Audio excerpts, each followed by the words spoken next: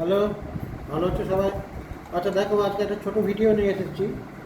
সাবুদানা জল দিয়ে ফুটিয়ে তৈরি করেছি। এইটা এই দেখো, এটা স্টার্চ সলিউশন।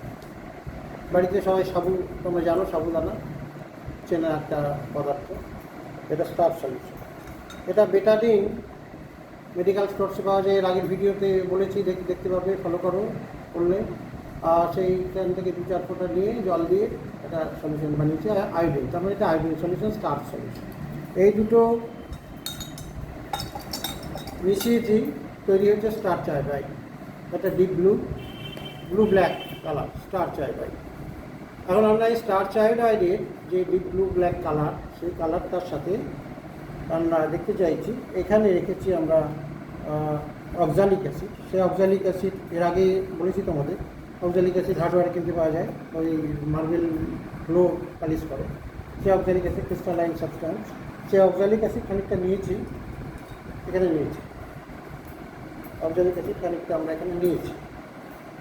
এখন দেখবো আমরা এই অক্সালিক অ্যাসিডের সাথে এই স্টার্চ আয়োডাইডের রিয়াকশনটা কী। এখানে কালারটা চলে যাবে, এই কালারটা থাকবে, সেটা পরে আসছে। আগে দেখো,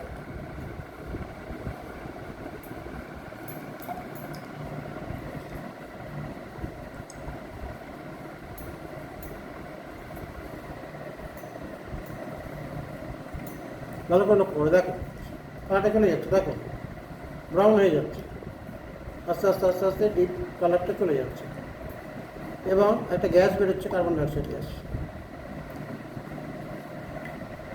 স্লো রিয়াকশান, আরও খানিকক্ষণ ওয়েট করলে এই কালারটা চলে যাবে।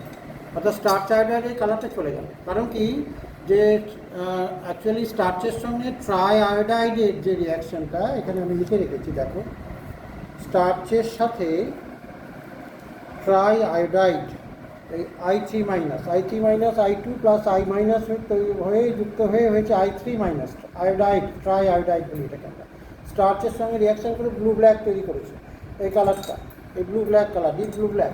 যেই মুহূর্তে এতে আমরা অক্সালিক অ্যাসিড দিয়ে দিলাম, এই সলিড কিছুটা দিয়ে দিলাম, তাহলে এই অক্সালিক অ্যাসিড কী করলো, এই যে ট্রাই আয়োডাইডের সাথে যে আয়োডিনটা আছে, সেই আয়োডিনটাকে পুরোটাই আয়োডাইড করে ফেললো। এই আয়োডাইড তো আছেই, আর এটাকেও আয়োডাইড করে দিল, সবটাই আয়োডাইড হয়ে গেল এবং কালারলেস হয়ে যাওয়ার কথা। যদি এখনও কালারলেস হয়নি, একটু ব্রাউন এসছে, ধীরে ধীরে এটা কালারলেস হয়ে যাবে। আরেকটু যদি আমরা এখান থেকে অক্সালিক অ্যাসিড দিই, তাহলে এটা কালারলেস হয়ে যাবে। অর্থাৎ এটা হচ্ছে oxalic acid plus starch iodide, তাদের মধ্যে রিয়াকশন। একটু ওয়েট করলেই দেখতে পাবে যে এটা আস্তে আস্তে আস্তে আস্তে এখনও রিয়াকশান হচ্ছে, কালারটা চলে যাচ্ছে, একেবারে কালারটা চলে গিয়ে হালকা হালকা ব্রাউন থাকবে।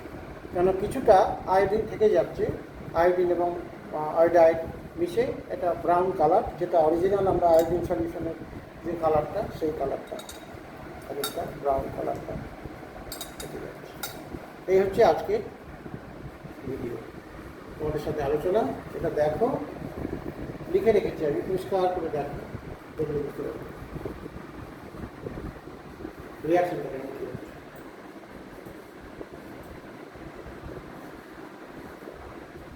ছোটো ছোটো এক্সপেরিমেন্ট বাড়িতে নিজেরা করতে।